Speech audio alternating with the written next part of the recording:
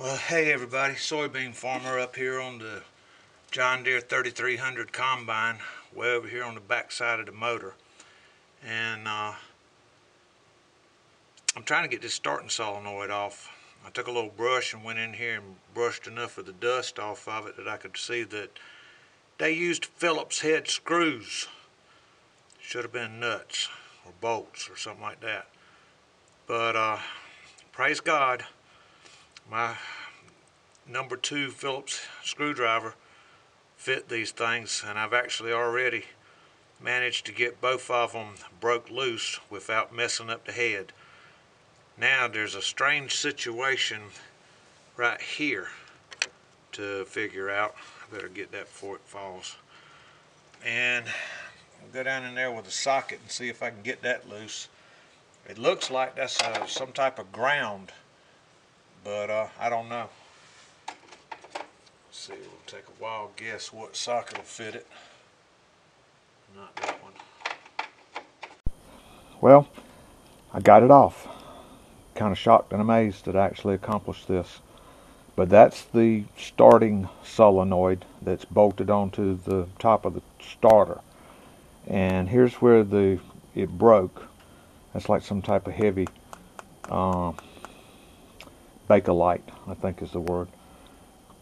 But when that broke, that lug that went straight to the 12-volt battery fell off from here straight down onto the starter and did the fireworks show. It was scary.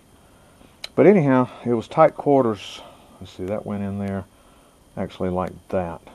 It was tight quarters on this one down here. That one was easy. Went and got this special screwdriver right here that has the little grabbers on it, and that'll be real helpful for putting things back together. I'll show you how that works if I can find a screw in my pocket. Alright, so when I'm reaching down in there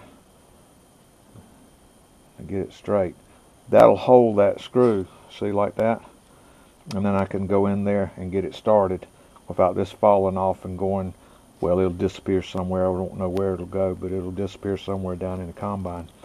But that's a handy tool. If you don't have one, you need to get one. They make these for flat blade screwdrivers and Phillips head screwdrivers. I was shocked that that was a Phillips head screw. Anyhow, that's what it was, and that's what's got to go back in there. But all of that, going to order it off the internet and save a bunch of money. The shipping messed that up. So I went up to Napa and just up the road a piece. And I think, no, I'm positive, God is all over this for me. It was going to be really tight. There's a piece that this goes up against that's actually rigid, solid on the starter. And I was able to spin this nut right here and move this thing just enough to get it to slide up. There's a bolt that goes in right here to make the mechanical connection. I think it's the 12 volts to the starter, but I won't know until I take a voltmeter and get on it and find out. But anyhow, what I was excited about was when I was thinking about getting this back in there without breaking that piece that goes up against here. I go up to the Napa place, and the cool fellow was there, and lo and behold, look what happened. And this is going to work it out really nice. If you get down here and look, you can see that's the piece I was talking about that has to make connection, and that's the piece on this one. Alright, this one's a little bit shorter, but the guy assured me that it would work, and then he showed me this little bag of stuff that comes in here. I'm thinking probably that piece of copper right there with that screw right there will get this piece in connection to where that one was. But that's going to make dropping this in just a whole lot easier, because this is not going to be pressing up against that other piece.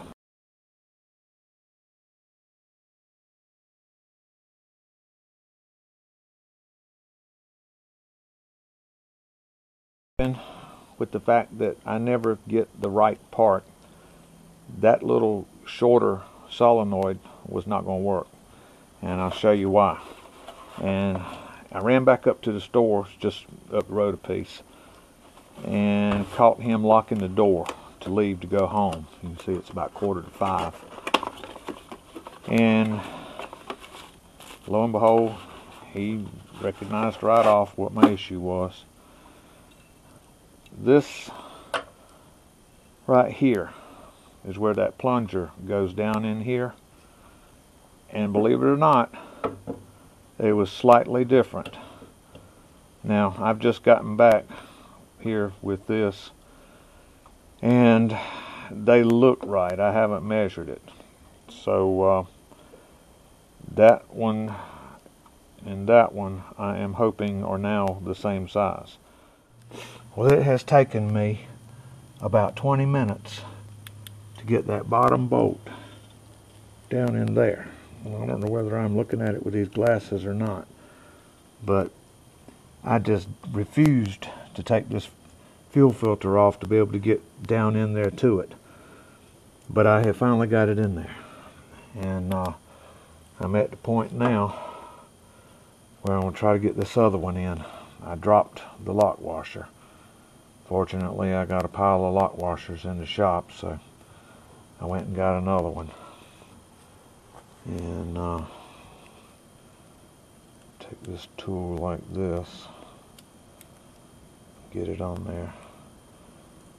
This don't fit exactly right, but now down in here like that,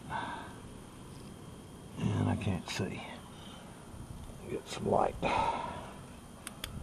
Alright, down in there like that to right there. And there it goes.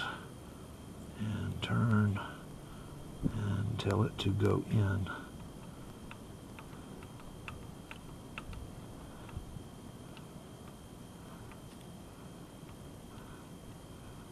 And there it goes. Thank the Lord. Now, get in there with a big screwdriver and get it tight, because you ain't tightening it up with that. It's too little. And this is the closest thing I got that fits it. And that's got to go in there like that. Right there. And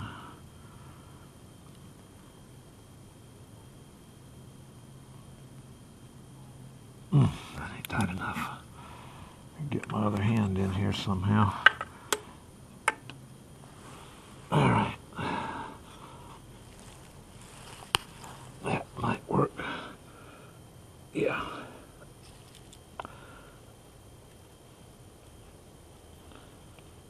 You can feel that rubber compressing.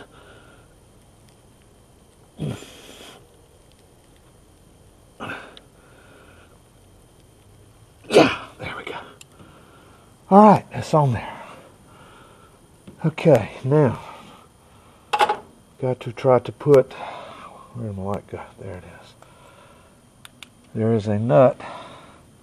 No, it's actually a bolt that's got to go between there and there, right in there. And that has potential to be a lot of fun. I don't know, maybe we'll just go. That first one liked to kill me. I was just thinking, am I going to have to take this fuel filter right here off? And I did not want to get into that. But if I can get this last nut out of my pocket without dropping it. And what was that? Yeah, there it is. Okay. That's got to go. Please, God, let these threads match. Alright, this came out of the other one. And if it matches the threads on this one, and it's darker down there again. If it matches the threads on this one, it will be very nice. And yes, it does. Now, is it going to be deep enough? Well, now went and got a pair of vice grips, got a hold of this, spin this nut off of here and get these three wires separated. Alright, got all of that. And that's the battery. Come off. There we go. And alright. Turn loose. Got a vice grip. They're a handy tool. That piece was broke. I don't know way to get a wrench on it. Now I see why that won't come loose. It's probably because it's... Oh shoot. Shit. That's a hot water line laying against it right there. Damn it. Every time I get into working on some of this stuff, I find stuff that's just all messed up that needs to be fixed. And that's the wrong... What I'm mumbling about here. This is the wrong crimp style connector for this. It doesn't fit. It's not a full eye like that. That will tighten up properly. It'll move back and forth. This won't. This is some kind of homemade mess somebody put on here, and it will not slide up and down the lug like it's supposed to. The wire's too short for me to cut it off and put the right type of crimp end on it, but the other end of it's right here on the alternator. So okay, fix it, make it right. Dagnabbit. Alright, put this in your pocket so you don't lose it. Shop, I found a little roll of stranded number 10 wire, which don't ever put anything any smaller than that between your alternator and your battery. 10 will handle about 35 amps continuous duty cycle. Let's see now, I want to get from here to there, and that'll be about right. We'll give it a little bit more, about that much more. Okay, cutters, where you at? There you are. No, you're not my favorite pair, but you'll do.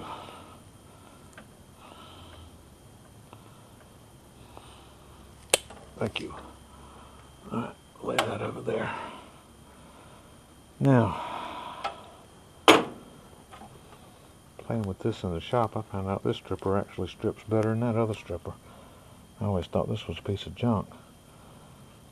But, let's see. Number 10 is where? Hard to see with these glasses. 12. 10 is right there. About right there. A little bit more. There we go.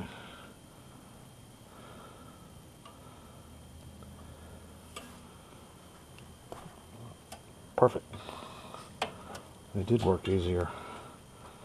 Now, where did I put the this piece right here is the outlet.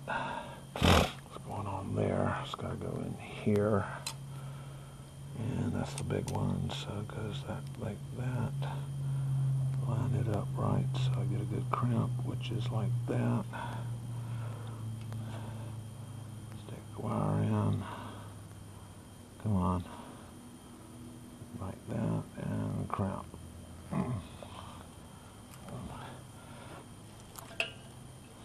Okay.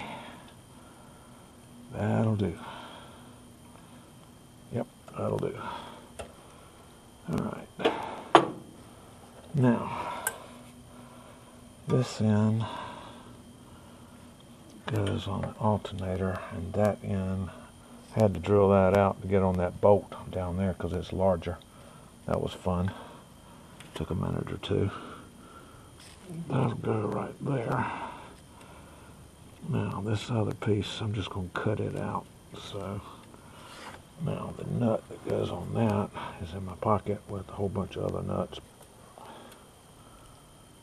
It is that one right there. Alright.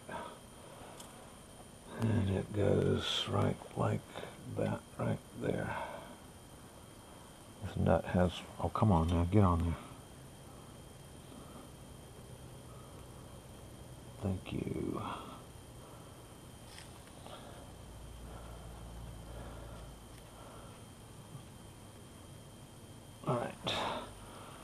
this tool here.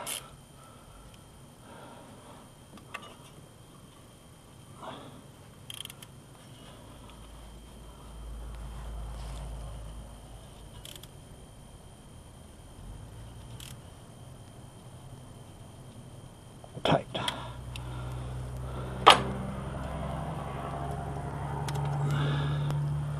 Now, where's that cutter? That'll do. Get rid of this wire so that you don't ever wonder what the heck it was for. Out of there like that. And put that in that pocket. And at the other end, you were right here like that. Out of there like that. There. Don't leave extra wires in equipment. Make you wonder, what was that for? Now the new wire comes down here. That's a little long, but that's fine. I'd rather have it too long, too short. I can tie it down. Alright folks, we're coming along. Anyhow, that's pretty much it. I just got to reconfigure this right here so that I can get this tight. I need to get a wrench back here on the back nut to hold it so I don't break this plastic. Don't ever just grab this outer nut and torque it. You will break the plastic. That's why you got that back nut. But because of the two smaller wires behind the battery cable, there's no way to really get a wrench on there. So what I'm going to do to wrap this up and get it right is I'm going to move the two smaller wires to the outside and put the battery cable in the back, and I think I can slip 5/8 inch wrench down there and get it tight correctly. So I'm happy. I have to recharge that battery before I'm going to be able to test this, and the battery's got some age on it, 812. But it worked out. I'm well pleased. Everybody, been a soybean farmer.